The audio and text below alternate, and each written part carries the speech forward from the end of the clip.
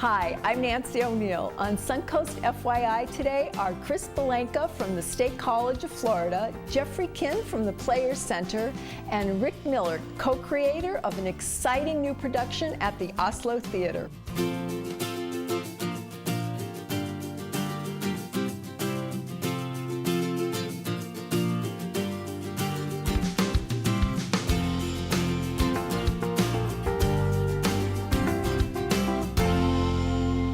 The Sarasota Film Festival has come and gone, but we have some fantastic young filmmakers you'll want to see this weekend at the Suncoast Student Film Festival. Joining us now is the SCF Film Laboratory instructor, Chris Belenka, to talk about the exciting event. Good morning. Hello, Nancy. Did I pronounce your name correctly? I always Belenka. ask. Belenka, thank you. Thank you. Just want to make sure we get that right. So let's start by giving our viewers a little bit of the history of the Student Film Festival. Yeah, the State College of Florida Suncoast Film Festival was created by Delmar Jacobs, who's really the heart of digital cinema at State College of Florida. About 2001, began screening student pictures from generally the year, the fall and the spring, at Burns Court Cinema. We've worked at Lakewood Ranch and worked with other film festivals as a kind of under the umbrella. So where but do it's you gone on find for a while. where do you find these student films? These student films are a product of our classes that we hold in the fall and the spring. Okay. And just from you specifically, they get screened. And how many will you have? I have 13 this year. Usually the number, depending on length, is 10 to 15. Okay. And what kind of content do you look for when you're like screening these and getting ready to present them? The type of student production that kind of passes the test, so to speak, is it looks, it plays, and often that it fits in with a greater concept. Cinematographer, the storytelling works with the image, the acting it comes across well, the student direction is proficient, and all the pieces line up in a nice way. However, sometimes there's a rough edge that we can look past because the characters are so compelling. You've probably seen some pictures where it looks beautiful, but I'm kind of left wondering what I really need to take away. So the intangibles are often important and where I curate the student pictures. And how did you get involved in all of this? I got my involvement through, I am the film lab instructor. So I oversee the technical elements on virtually all of the student productions. I teach, but I also work behind the scenes. So I'm that fly on the wall, and I believe when Dell passed it on to me, the festival responsibilities in, I believe, 2009, it was because I had the inside lane on a lot of what went on behind the scenes. So I usually know what type of picture we can kind of string together into a sequence. Okay, so now you have classes, obviously, student classes that make these films. Tell us about how that all progresses to the final result. When I string together short student pictures for a festival event, I typically draw from our advanced students, second-year students. We have a cinematography class, more optical design, and the art of the camera. We have the foundations of production, which is more crew-oriented, a lot of students working in different capacities and wearing multiple hats as well. But I also draw from our introductory students as well, because they're in a more crew capacity. Now, and they what come are up with some beautiful moments. students? Introductory students would be our FIL 1000 level. And they can come from anywhere. I'll get students from high schools that have lots of wonderful skills, and I'll get students that are quite green and new to the art. So we put them together. So newbies working with people who have more experience. And this is a summer program. How long does that run for? Well, we offer classes in spring and fall, and summer as well. Okay. All right, and how long are the classes typically? Typically a 16-week class, and of course the summer would be a 6-week compressed schedule. All right, now do they learn all aspects of filmmaking when they come in from, you know, I don't know, editing, shooting, lighting? I mean, what kind of, you know, courses do they take? We touch upon a handful of elements, certainly. With the intro students, it's very much about unity, communication, getting together on the same page. Pre-planning, pre-production is the key. And the irony is there's such a large lesson once the production is over to say, okay, how could we do that better? And then, of course, we move on to the documentary nonfiction class, and it shifts gears a bit, a little bit more, perhaps journalism, A-roll, B-roll, story. The story is very much created in the editing room. And then the advanced classes come back around. They learn audio in the field, audio in the studio, editing, Adobe Premiere, Final Cut, and what a package is like, and some authorship, editing technique. And then they bring it all around with an advanced class that is crew-oriented. Now, tell us about what the festival will look like this year. The festival this year, I'm excited about. A lot of second-year offerings, and typically when I curate, I like to look at how the individual shorts may speak together as one, as a feature of sorts, or an anthology. So I'm very excited about a few students that I've had my eye on over the past few semesters at least, that are really growing and beginning to deal with not only abstraction, but abstraction in their own space, some of their own personal thoughts and feelings about the world, how that might come across as an image on a screen. And it's wonderful to see these students grow and love their own growth and recognize some of the things they've been able to accomplish. So when is all of this taking place? And where can people go see it? At Burns Court Cinemas, right here in Sarasota. And that will be June 9th. It's a Saturday from 10 a.m. to 12:30 p.m. And it's free admission. I encourage people to come out and take a look at what we're up to. Okay, wonderful. Well, thanks for being here, and I'm sure looking forward to it. Well, thank you so much. Looking for a different type of summer camp for your son or daughter? Well, we may have the perfect one. Find out more right after the break.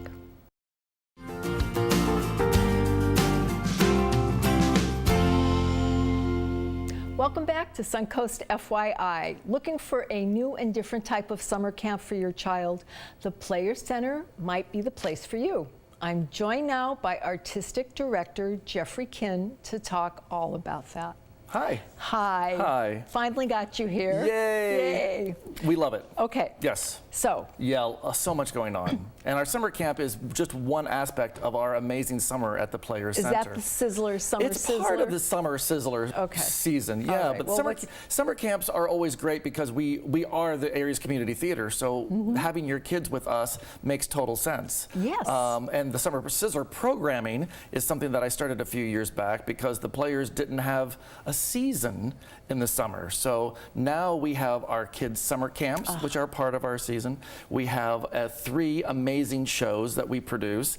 In the summer? In the summer, yeah. Well, how thoughtful of you. Well, because people are here year round. Yes. No, you know, once Easter comes, like half of the country doesn't leave us, but some do. But so we try to be there for everybody at all times and be that web of entertainment for your family. So the Summer Sizzler. Yes. What is it? What is it? Well, this was my idea of how to wrap our brains around doing something different. The Players Center is really known for doing kind of big Broadway style shows. In the summer, we kind of collapse a little bit. We get a little smaller, a little bit more intimate. So we actually do 2 plays.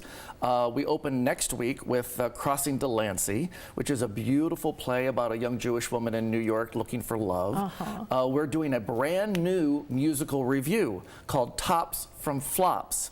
What's exciting about that comes in July, is that it's some of the shows that you know and love didn't succeed and weren't successful, but great songs came from them. So Cole Porter and Irving Berlin, and so it's just a mishmash of a whole bunch of great songs from shows that didn't do quite so well in general. I know, I like it too. That's why we're producing it. And then in August we're doing On Golden Pond, which of course is a beautiful story, smart, well written. All the shows are cast, All the shows are just about into rehearsal. Wonderful. So we have a lot going on. And it's all local talent, non-professionals? It is, yeah, exactly right. That's what makes us different, really, is we really do cast from the area. These are your doctors and your dentists and your school teachers. Sure. We love that we can engage a lot of different people. Some people don't sing, so they get a little nervous about our musicals. So our summer often brings out different types of actors who, you know, just used to do it back in school, and now it's just a part of their life. Oh, so love it. we'd love to be there for the community. It's really part of our mission. Yeah. Love it. Yeah, I do too. So the children's camp, Yeah. what are the age ranges? Are there different groups? Well, yeah, we do a age couple of groups? different things because in the summer camp, we actually really focus on 2 big musicals. We're doing Xanadu Jr. in our first set, which is in June, and then in July, we're doing James and the Giant Peach Jr. Fun. And this can be in age ranges from basically 7 to 17. So we have kind of kids of all ages. And then those are 4-week summer camps. We also do quick little 1-week summer camps with fun titles like Pirates and Mermaids, and our favorite right now is, we did it last year, is a Star Wars theme where they learned stage combat, and this can go a little how bit cool. Yeah, I know, exactly right. And they each get their saber swords, and they're learning how to use them, and of course, you know that camp is a lot more than just it's fun, of course, but they're really learning a lot of skills on how to work with people and get along with others and speak in front of people and all those good things. And they don't know it sometimes, well, and they come away with so much, right? That's exactly right. And we have letters and letters from parents who have sent their kids to us, and there can be some issues there. Sometimes there's communication issues. Sometimes there's just, we had a little boy that was a rock in one of our shows, and he was so nervous that he couldn't go on as a rock in one of our performances, but he watched the other kids do it, and then the next performance, the next day, he had enough gumption to go on, and it was a big step for him. And now a few years later, he's doing parts. So little steps sometimes in getting your kids and giving them the opportunity to learn. And one of my important things about kids is allowing them to fail. Just a little bit. A little stress, a little failure, not getting that part that you want is sometimes a really good learning experience. It is, and I work at a college, and it's the same thing. It's you have to be pushed. And in order to strive. I think, and again, you have to do it a little gently. You can't always get what you want. Right. That's a good lesson for kids to understand that, I know parents, I know you all want your kids to get everything that they want, but that's not a great life lesson. That's not, and it's not what happens. And it's not what happens in the real world. Okay. It's absolutely true. How can people get involved? I mean, obviously you sign up for your children, but if you want to be involved as an adult, how do you get involved? Well, we have summer classes for kids and adults. So our Arnold Simonson Players Studio, we have a great place right on Boulevard of the Arts that is our own little studio, and we have classes for adults. We always say kids of all ages. 3 to 103 is basically because you're never too old to learn. So we not only do our summer camps at our theater, we also have great things happening at our school and studio. So give us a call. We'll find a class for you. Okay. Now, we only have another few seconds left, but before we wrap up, when are these taking place? Can you give us some dates? And we'll put the website up so Crossing people Delancey can see. opens next week. That's June 14th. Okay. And then in July, right in the middle of July, is Tops from Flops. And in the middle of August is on Golden Pond. So great opportunities to see 3 great shows. Awesome. Thank you, Jeffrey. Thank you. My pleasure. Nice having you here. Awesome. Thanks. The Oslo has a world premiere of a classic story coming to the Suncoast. We'll tell you what that is right after the break.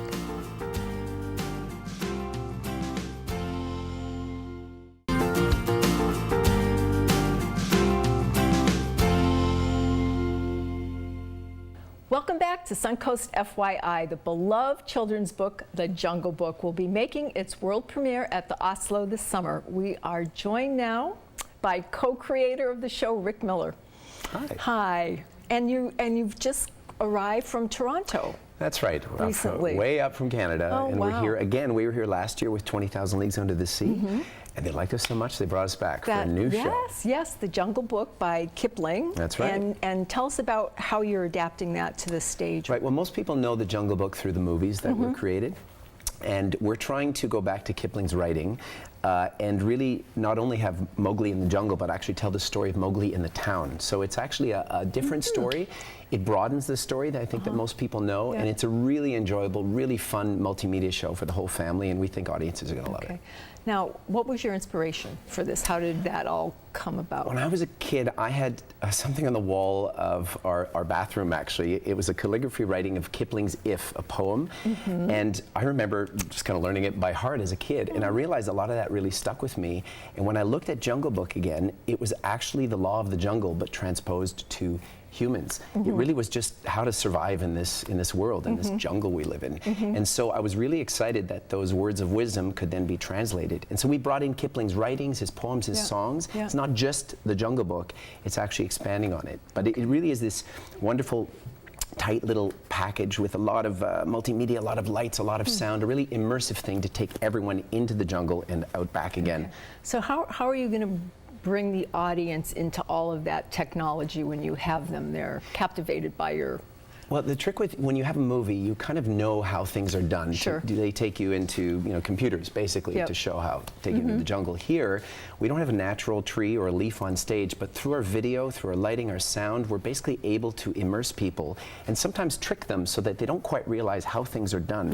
So we're using a lot of shadow play, a lot of puppets, as well as 4 actors, amazing actors, and they're all of South Asian descent. So it really is a story that feels authentically like something that Kipling would have wanted if someone were to do a stage production. Okay, so is the backdrop then going to be more of a movie set so that they see all the background of the jungle while the actors are on stage? Or? They will see a lot of projections. A lot of things are basically trying to imply the jungle, but again, we don't have a giant jungle set. We're a touring show, and Mowgli, in our version of the show, speaks to the audience as a modern character, and he takes us back into his youth in the jungle and then his teenage years in the town, but now he's living in the city, and he's an architect. He's trying to understand why we don't work with nature in a city. So there's this modern frame that I think people will really connect to. So we go from the city all the way back to the jungle just through our use of high-tech and low-tech stuff that I know kids really love and adults will love too. So this is, you're bringing interpretations of versions that people have never seen, and that's why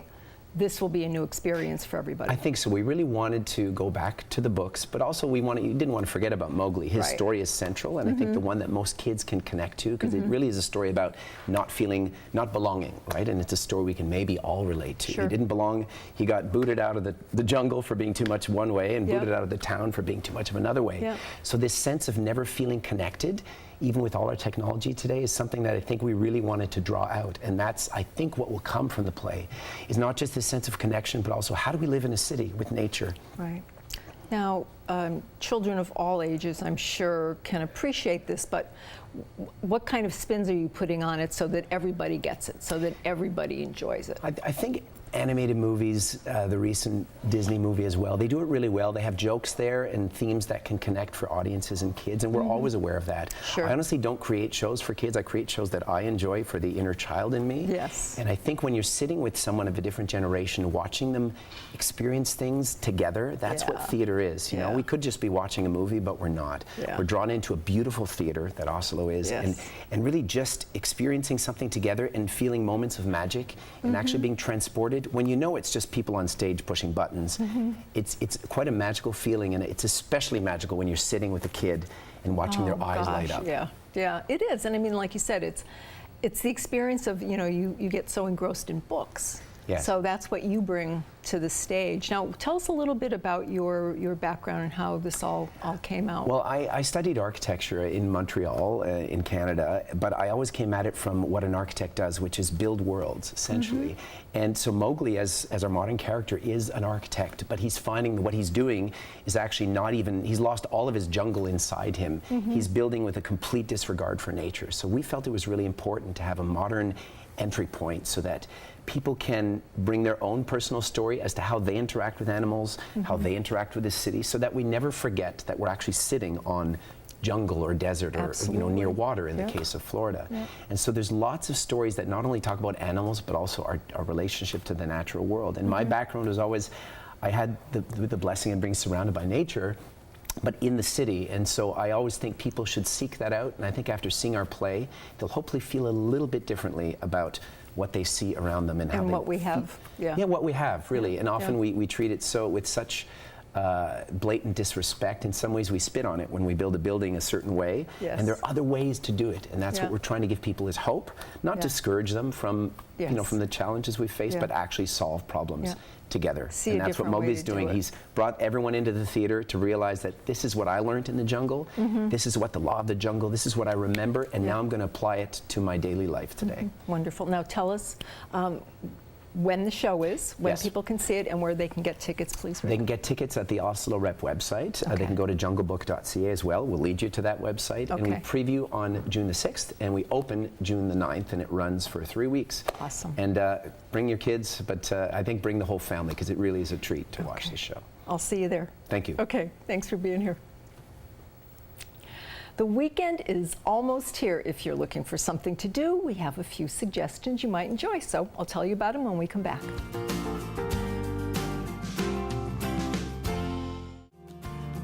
Coming up this weekend on the Suncoast, it's the 17th annual St. Armand's Craft Festival. View and purchase works from over 175 artisans all weekend from 10 a.m. to 5 p.m. And enjoy the Bradenton Boat Show with a huge selection of new boats, plus the Captain Joe's Fishing School, where you can learn from expert anglers. The event runs all this weekend at the Bradenton Convention Center. If you would like to promote your community event on Suncoast FYI, we would love to hear from you. This is a complimentary service. Please call us at 941-361-4333. To view previous episodes, go to snnTV.com under Programming. I'm Nancy O'Neill, and we'll see you next Friday on Suncoast FYI.